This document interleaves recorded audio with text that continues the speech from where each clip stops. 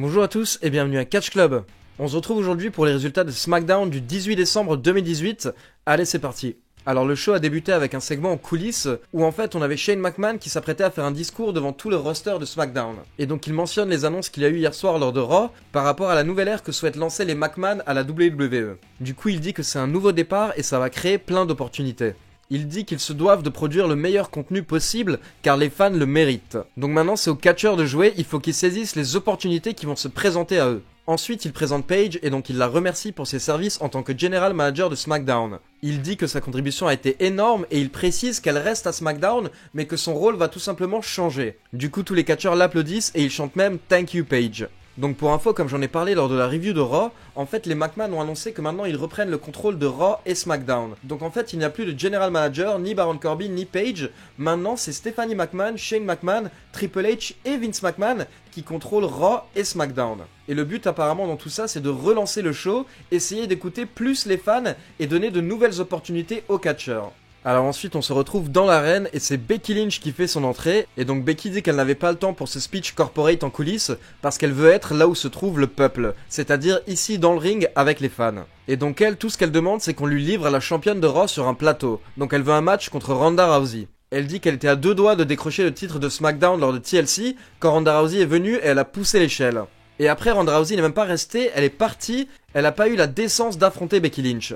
Becky dit que elle, quand elle est allée attaquer Ronda Rousey à Raw, elle l'a fait soumettre en coulisses et après elle l'a à nouveau explosé dans le ring. Donc elle dit qu'elle ne va pas se laisser faire par une cosplayer de Roddy Piper.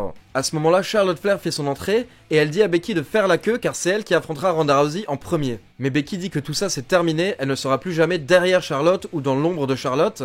Et d'ailleurs elle traite Charlotte de cosplayer également. À ce moment-là, c'est la nouvelle championne de SmackDown, Asuka, qui fait son entrée. Et donc Asuka dit à Charlotte et à Becky d'oublier Ronda Rousey car maintenant la championne c'est elle. Mais Charlotte et Becky lui disent que c'est une championne en carton car elle les a pas battues. À ce moment-là, surprise, c'est Vince McMahon qui fait son entrée. Et donc McMahon félicite Asuka et après en fait il remet en place Charlotte et Becky Lynch. Il leur dit d'arrêter de se plaindre car elles étaient dans un TLC match et elles savent très bien comment ça se passe dans un TLC match. Il y a des tables, des échelles et des chaises et il n'y a pas de disqualification, donc ça veut dire que n'importe qui peut intervenir. Il leur dit d'arrêter de se plaindre et si elles ont un problème, elles ont qu'à aller le régler directement avec Ronda Rousey. Donc ça c'est très intéressant comme phrase, le fait que McMahon encourage directement Becky et Charlotte à aller régler leurs problèmes avec Ronda Rousey. Est-ce qu'on pourrait voir potentiellement Charlotte et Becky apparaître à Raw dans les prochaines semaines et pareil avoir Ronda Rousey apparaître à SmackDown? Ensuite Vince demande à Asuka si elle souhaite défendre son titre ce soir et à ce moment il y a Naomi qui fait son entrée. Et donc Naomi dit que Becky et Charlotte ont déjà eu plusieurs chances, donc ce soir c'est son tour. Et donc Vince officialise le match. Alors déjà, première question, je me demande ce qu'ils vont faire avec Paige maintenant qu'elle n'est plus General Manager de SmackDown. Et à côté de ça, comme je l'ai dit, c'était vraiment intéressant de voir Vince McMahon encourager Charlotte et Becky à aller voir Ronda Rousey. Les lutteuses vont forcément se croiser prochainement, d'ailleurs dès le Royal Rumble. Donc le premier match de la soirée, c'était Naomi contre Asuka pour le titre de SmackDown. Et Charlotte et Becky sont restées aux abords du ring pour observer le match. Et donc on a eu un bon match féminin d'une dizaine de minutes et c'est Asuka qui a remporté la victoire avec le Asuka Lock. Alors ensuite on retrouve de Miz en coulisses qui va toquer à la porte de la loge des McMahon. Et donc à ce moment-là c'est Vince McMahon qui sort. Du coup de Miz lui demande si Shane McMahon est dispo et Vince lui répond que Shane n'a pas le temps de jouer là. Et donc après Miz essaye de vendre son idée d'équipe avec Shane McMahon et lui à Vince McMahon, mais Vince a pas l'air particulièrement emballé. Et en fait c'était assez marrant parce que de Miz a fait comme s'il demandait la main de sa future femme à son beau-père. En fait là il demandait la bénédiction de Vince McMahon pour pouvoir faire équipe avec son fils.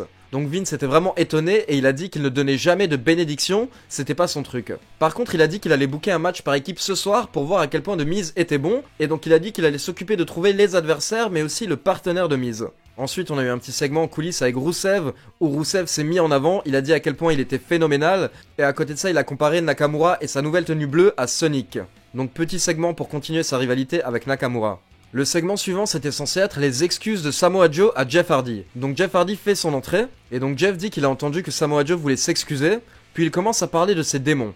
Il avoue que certaines choses que Samoa Joe a dit sur lui sont vraies. Il a eu ses démons à un moment et il a fait plusieurs erreurs. Mais aujourd'hui, actuellement, il va bien et il est en bonne santé. Et donc Jeff demande à Samoa Joe de venir dans le ring et s'excuser face à face. Et donc Joe arrive et il dit qu'il est désolé. Il est désolé en fait parce qu'il a menti. Ce soir, il n'est pas là pour faire ses excuses, mais il est là pour une intervention pour Jeff Hardy. Il dit que tout l'univers de la WWE est inquiet pour Jeff Hardy, surtout pendant la période des fêtes, parce que justement comme c'est les fêtes, les gens boivent beaucoup, donc les fans vont s'inquiéter pour Hardy. Mais Jeff Hardy interrompt Samoa Joe et lui dit que plus il lui parle de son passé, plus Jeff Hardy se rend compte qu'il ne veut jamais retourner à cette époque. Et il dit à Samoa Joe qu'il attaque les gens parce qu'il veut cacher ses propres peurs, ses propres démons. Et là en fait il attaque Samoa Joe en disant que Joe se sent mal parce que ça fait bientôt 2 ans qu'il est à la WWE et il a remporté aucun titre dans le roster principal depuis qu'il est là. Et là au final ça a touché Joe, ça l'a énervé, du coup il a essayé d'attaquer Jeff Hardy, mais au final Jeff Hardy lui a porté son Twist of Fate et donc Joe est sorti du ring. Donc perso j'ai bien aimé le segment, je trouve que c'est cool en fait justement que Jeff Hardy inverse la tendance, là c'est lui qui a attaqué Samoa Joe, et en plus c'est plus ou moins vrai ce qu'il dit. Si tu te mets à la place de Samoa Joe qui est un compétiteur, au bout d'un moment, au bout de 2 ans, tu dois être frustré de ne pas avoir touché à un titre. Alors ensuite on a le droit au match de Miz, donc Miz fait son entrée, et il ne sait pas qui sera son partenaire ni ses adversaires. D'ailleurs à ce moment là on précise en fait que ça va être un Mix Match Challenge, et du coup en fait la partenaire de Miz est Mandy Rose. Et donc Miz et Mandy Rose vont affronter R-Truth et Carmella qui ont remporté le Mix Match Challenge à TLC. D'ailleurs R-Truth qui fait toujours autant rire, il a fait un petit speech avant le match et il a dit qu'il a hâte ce soir d'affronter The Miz et Maryse. Donc en gros pour R-Truth, toutes les blondes qui sont à SmackDown c'est Maryse. Et donc à la fin du match, Carmella était en train de s'occuper de Mandy Rose, mais ça a permis à The Miz pendant ce temps de porter son Skull Crushing Finale sur R-Truth pour remporter la victoire. Alors ensuite on a les Usos qui ont fait leur entrée et ils ont expliqué que dimanche lors de TLC, ce n'est pas eux qui ont reçu le tombé donc ils n'ont pas perdu le match. Du coup ils demandent à The Bar de venir les rejoindre dans le ring. Mais à ce moment là c'est les Good Brothers, Karl Anderson et Gallows qui font leur entrée. Alors déjà gros plaisir de les voir enfin à SmackDown. Et donc là Karl Anderson va un petit peu dire ce que je dis depuis des semaines dans mes reviews. On en a marre en fait chaque semaine de revoir tout le temps les 3 mêmes équipes. Uso, The Bar, New Day. Uso, The Bar, New Day. Gallows dit que ça fait 4 mois qu'on les a pas vus dans un vrai segment à SmackDown alors qu'ils sont une des meilleures équipes de la dernière décennie. Et là les Usos leur répondent qu'ils ne sont pas responsables de leur échec et donc s'ils veulent les affronter, ils sont là. À ce moment là Gallows et Anderson entrent dans le ring et un arbitre arrive, donc on a le droit à un match.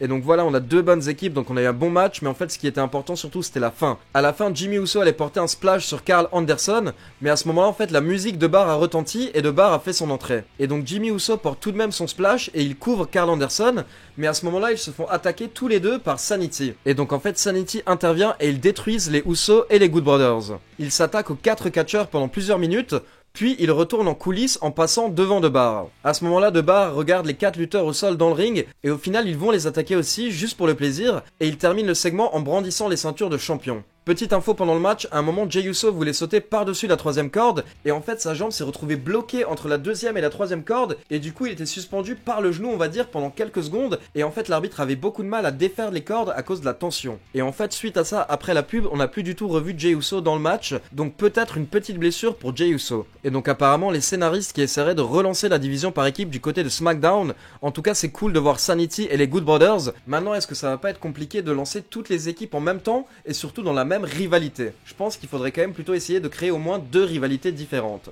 Alors ensuite on a Daniel Bryan qui fait son entrée pour la promo de la semaine et il commence en disant que dimanche il a détruit la maison que AJ Styles a bâtie à SmackDown. Mais par contre il dit qu'au contraire des gens dans le public, lui il n'est pas pour la destruction, il est plutôt pour la création. D'ailleurs il dit qu'il a créé quelque chose de magnifique à SmackDown. Ensuite il donne un fait qui est apparemment un vrai fact, je vous avoue que j'ai pas cherché sur internet, mais la ville où ils étaient hier soir apparemment lors de SmackDown, donc Fresno en Californie, est la ville numéro 1 au niveau de la pollution en Californie. Et donc il l'annonce au micro, et d'ailleurs ça a valu une pop du public qui a applaudi ce fait, un petit peu bizarre ça je trouve. Et donc le public a commencé à lâcher des yes, et à ce moment-là en fait Daniel Bryan, un petit peu à la manière de Game of Thrones, a commencé à crier shame. Ensuite il cite Isaac Asimov qui dit que l'auto-éducation, donc le fait de s'éduquer soi-même, est la seule éducation qui marche.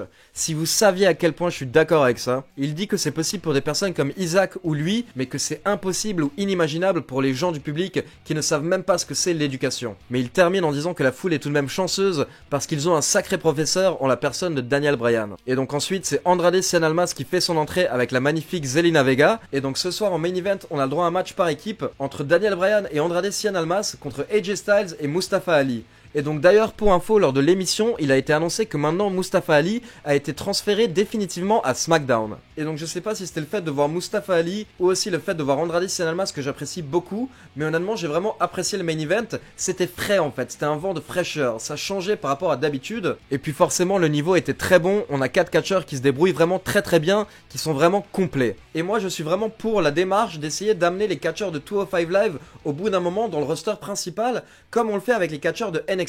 Pour moi ça devrait être pareil. Bien qu'il y en ait certains qui devraient rester tout le temps à 205, je pense qu'il y en a d'autres qui vont naturellement faire la transition vers les heavyweights et donc vers le roster principal. Et donc comme d'habitude je vais pas vous décrire le match en détail, on a eu un très bon match par équipe de 17 minutes et en fait à la fin AJ Styles a porté un phénoménal forearm à Andrade Cien Almas pour se débarrasser de lui, et donc pendant ce temps Mustafa Ali a porté son finisher, son 450 inversé sur Daniel Bryan pour remporter la victoire, et donc lors de sa seconde soirée à SmackDown il réussit à battre le champion de la WWE. Même si c'est un match par équipe, c'est quand même un tombé sur le champion, donc honnêtement c'est comme ça qu'on essaie de construire des futures stars, c'est justement en les mettant dans des matchs avec des plus gros noms et en leur donnant des petites victoires comme ça de temps en temps qui commencent à les bâtir petit à petit. Tout l'inverse en fait justement de ce que donne un Brock Lesnar qui n'aide absolument pas à créer de nouvelles stars. Donc voilà, je trouve que c'était très cool comme main event. Par contre une remarque par rapport au main event, en fait Mustafa Ali sur son finisher il l'a botché et donc son genou a atterri directement sur la mâchoire de Daniel Bryan. Si vous regardez bien le segment en fait vous voyez que Daniel Bryan directement se tourne parce que c'est comme se prendre limite un coup de batte en fait directement dans la mâchoire. Il s'est pris le genou à grande vitesse directement dans la bouche, donc honnêtement c'était un gros choc et je veux dire c'est tout ce qu'on souhaite éviter pour Daniel Bryan. Donc justement à ce moment là je me suis demandé si c'était intelligent que ce soit lui en fait qui reçoive la prise. Mustafa Ali aurait pu faire ça à Andrade Cien Almas d'un côté parce qu'honnêtement Daniel Bryan doit éviter ce genre de choc normalement, et là c'est ce qu'il fallait éviter hier soir, il s'est pris un genou en pleine gueule. Et donc il faut savoir que par la suite des fans ont posté des photos et que Daniel Bryan a dû être accompagné par des officiels pour retourner en coulisses. Donc voilà, c'est pas rassurant. Mais par contre pour info cette semaine en fait il faut savoir qu'après Raw et SmackDown, la WWE a enregistré chaque soir un deuxième épisode pour que les superstars puissent profiter des fêtes la semaine prochaine avec leur famille. Du coup en fait la semaine prochaine Raw et SmackDown ne seront pas en direct, ils ont été enregistrés cette semaine. Et il faut savoir que Daniel Bryan est apparu lors des enregistrements de SmackDown, donc apparemment il va bien. Voilà, donc comme je l'ai dit hier, on est censé rentrer petit à petit dans une nouvelle ère, donc on a pu voir quelques changements à SmackDown, par exemple avec les Good Brothers et Sanity qui étaient enfin présents, ou encore Mustafa Ali qui devient un membre permanent du roster. Maintenant comme je l'ai dit en fait, une nouvelle ère ça se lance pas en une semaine ni en deux, il faut attendre plusieurs mois avant de pouvoir vraiment juger, mais en tout cas j'ai envie de dire qu'on sent qu'il y a du changement dans l'air si on a envie d'être optimiste comme moi. Voilà, donc n'hésitez pas à me dire ce que vous avez pensé du show dans les commentaires, et comme d'habitude n'oubliez pas de liker la vidéo pour soutenir la chaîne. Ciao tout le monde!